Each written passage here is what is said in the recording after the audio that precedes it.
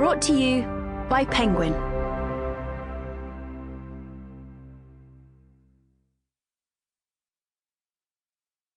The Garden House by Marcia Willett, read by Emma Powell. Prologue. The church is full. The service has ended and the organist plays quietly as friends and family file out of their pews to follow the coffin into the churchyard.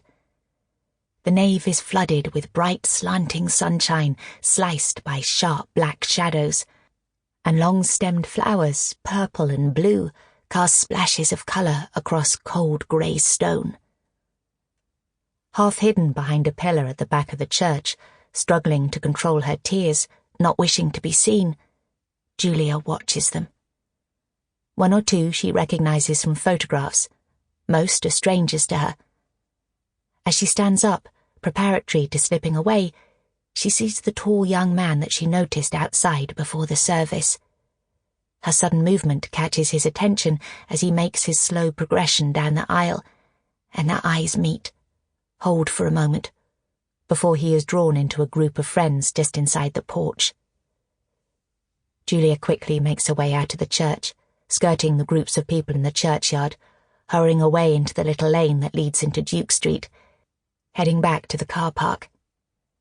Climbing into the car, casting her bag onto the passenger seat, she takes a huge breath, slumping for a moment, giving herself time to regroup.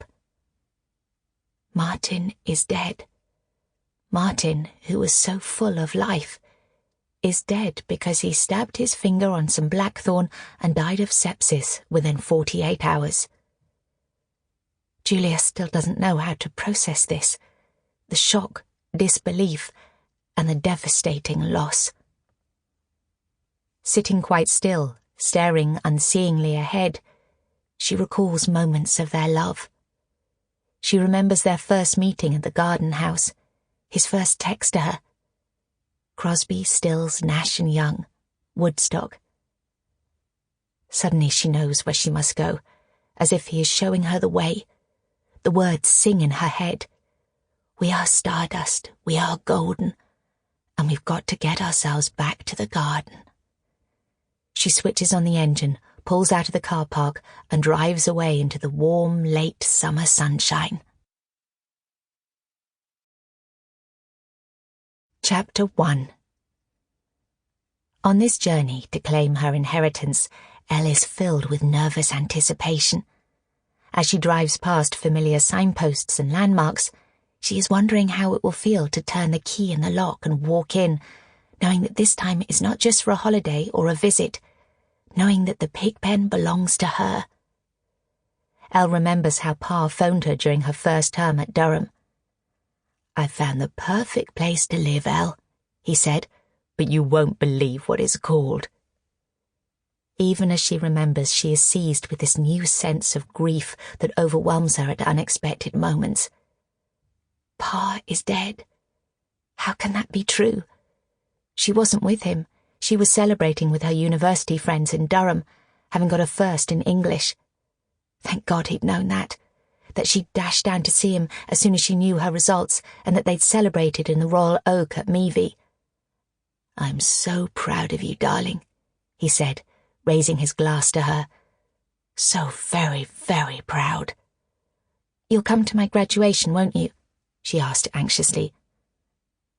Her father hesitated, cutting up some food, pretending to think about it. Even now, 5 years after the divorce, events that might involve both her parents are fraught with difficulty. Her mother has never forgiven him for being unfaithful, never shifted from her position as the betrayed wife. Nor has she forgiven Elle for continuing to love him. "I shall be furious with you if you don't come," she told him fiercely. Now, as she drives through the early autumn landscape, she wishes she hadn't said that. The graduation was hedged about with grief and shock. Her mother was there with Roger, Elle's stepfather, but the event was coloured with a terrible sadness that couldn't be dispelled. Roger was gentle and kind because it is his nature to be so, but her mother, even on such an occasion... Sample complete. Ready to continue?